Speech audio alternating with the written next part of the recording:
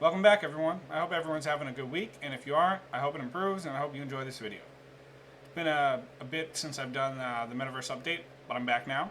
Today I'm going to talk about Zenith, the last city's release, and some newsworthy movement in Meta, specifically its stock price. So let's get to it. Zenith, the last city, launched January 27th, 2022, and it's a hit, if I may say so myself. On release day, it beat out games like God of War, Elden Ring, and Monster Hunter World on Steam to be at the top of the sales charts across all platforms that it was released on. That's including Steam VR, PlayStation VR, and Quest. So people really like it. For those new to the channel who haven't heard about Zenith yet, it's a JRPG-inspired VR MMO, a bit of a spiritual successor to Sword Art Online. That's a popular anime. Which is set in a fantasy world, and it's centered around virtual reality. So, Zenith is a beautiful anime-inspired landscape filled with thrilling adventures for mages and sorcerers, with peril facing you wherever you go, should you leave the city of Zenith, which is where you start. Usage remains high post-launch. For Steam VR specifically, on the first 3 days post-launch, it was the most played paid game in VR, according to VRLFG. As of now, which is about, we're approaching 15 days, a few weeks after launch. It's still third most used. It's met great critical success early on from its user base. I'm going to be bold now and bet that it will be a nominee at least for VR Game of the Year at the Game Awards for the year of 2022. We'll know for sure when that time comes, but I'm confident that'll be the case. I'll be incrementally releasing playthrough footage for the main classes and builds over the next few weeks, so please stay tuned for that by hitting that subscribe button. There will be footage from all subcategories of Essence Mage and Blade Master. The Ramen VR team, the team behind the game, has released some information regarding its roadmap as well.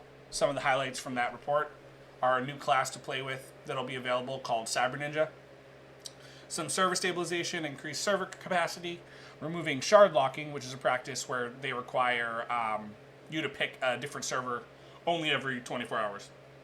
Within a given 24-hour period, you have to stay on the server you've chosen. And then bug fixes, of course.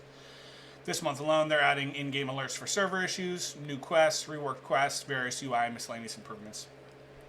For 2022, their roadmap says they'll be adding player housing, additional life skills and crafting, more endgame content, the aforementioned third class, Cyber Ninja, and according to them, much, much more.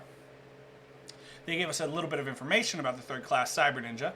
Cyber Ninja, they say, is a fusion of magic and technology with the sole purpose of taking down enemies with stealth and precision, often using their array of gadgets to finish the job in style. For attacking at range, they can pull back a charged shot with a bow. They also have a hook shot, think Zelda, which allows them to shoot forward rapidly toward walls or enemies that they hook onto. This could allow for cool in and out fighting tactics where you can leave explosives, then rapidly retreat before they explode, leaving your opponents the present of pain. For those of you into the lore of Zenith, I've included a link in the description for the full background story regarding Cyber Ninja, as well as a full description straight from the Ramen VR team. So, to sum up, things are rolling for Zenith, and I'm excited to watch and be part of the evolution as a player of the game. I recommend to those who haven't checked it out yet, please do. I'll include a link to the game in, the Quest and Steam stores below. Let me know what your first impressions are in the comments, and please comment below if you have any questions about anything that I said. Other thing I wanted to talk about was the absolute pounding that Meta, formerly Facebook, took in the stock market earlier this week, following it was actually close to 2 weeks ago at this point, but following a small miss in earnings per share relative to earnings expectations, Meta reacted by having the largest drop in market cap by any company ever in a single day in the history of the world. So that's something. It dropped by about $300 billion in market cap in a single day, going from $320 per share to $245 per share. Now it's hovering around $225. Note, too, that this isn't unheard of for Meta. They have, in the past, had... They hold the number 2 and number 3 spot for second and third most largest market cap drops in a single day. So they're prone to some moving and shaking. So I get why some people are afraid of that, and I get specifically why people interested in the Metaverse might fear that. The Metaverse has been getting a bit of bad press, a lot of it surrounding Meta. But so, and recently, with this, Meta's had a shake-up in a number of ways. And it's additionally had a shake-up in a number of ways in the last year or so.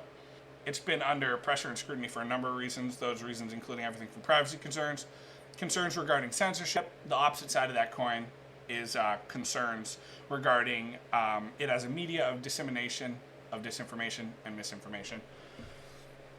So, one of the brighter shakeups that's occurred was the name change, this is my opinion, and adjustment of the mission statement of the company, changing from Facebook to Meta, and pointing its sales toward a goal of being part of the construction of the Metaverse. I think this is a good thing. Whether you like it or not, you have that move to thank for the recent boom in prices of Metaverse-related stocks, cryptocurrencies, and NFTs. So, even if you're not a fan of Meta, recognize that that was a large catalyst of that movement. That's my thoughts on the matter anyway. I think that this change is good, the name change from Facebook to Meta, because I don't have any fear that Meta will be able to monopolize or control the Metaverse. So really, it's just good press for the Metaverse. The same way that no one can own the internet, no one will be able to own the Metaverse. Meta is going to be a big part of the Metaverse, no doubt, at least early on, being the company behind the most successful standalone consumer headset, and being the company with the most money to put behind their growth into their growth and expansion toward being a big part of that Metaverse, There will be many locales in the Metaverse, and Meta will just be part of it at the end of the day, so I think it's a good thing that they want to be part of it. Now, with these shakeups at the company, it puts the stock in a weird situation. You have to... Now there's a lot of people who are scared of recent volatility, and then you also have a lot of people who are just starting to get what the Metaverse is, which doesn't help, which is why channels like mine are important. Subscribe. So there's a lot of people just starting to get what it is, what it's going to mean, and the strong likelihood that it'll be a foundational part of our society, maybe 10 to 20 years down the road, if not sooner. That's my thoughts on the matter. I think there's never been a more obvious time to buy the dip than this dip for Meta, it being the largest dip, and me thinking that Meta's going to be successful. I'd be hugely surprised if it stays this low, around 225 for an extended period of time. And if it isn't back above $300 within a year, it would shock me. Meta is the largest force of marketing and dissemination for the most buzzed about sector in the entire market. That sector being virtual reality. This is a pro for it, for its stock price. My thoughts are that it would require some sort of catastrophic change in conditions of the company for it to not be a buy at this point. It isn't as if this isn't a profitable company. It isn't as if their earnings missed, put them in the negative. It missed earnings per share by a little bit, not by much though. So I really think this is a huge overreaction. I think a lot of it has to do with bad press and confusion and ignorance regarding the Metaverse. So whatever your feelings about the company, it just seems like a smart decision to me as someone who believes in the Metaverse and what it will be. I don't think Meta's going anywhere but up, but I guess we'll see. That's all I wanted to talk about with you today. If you enjoyed this content, please give me a like, and if you haven't subscribed, I'd love it if you did. If you have any comments or suggestions, please let me know in the comments below, because I'd love to hear from you. Thanks for watching the Metaverse Update. I'll see you next time.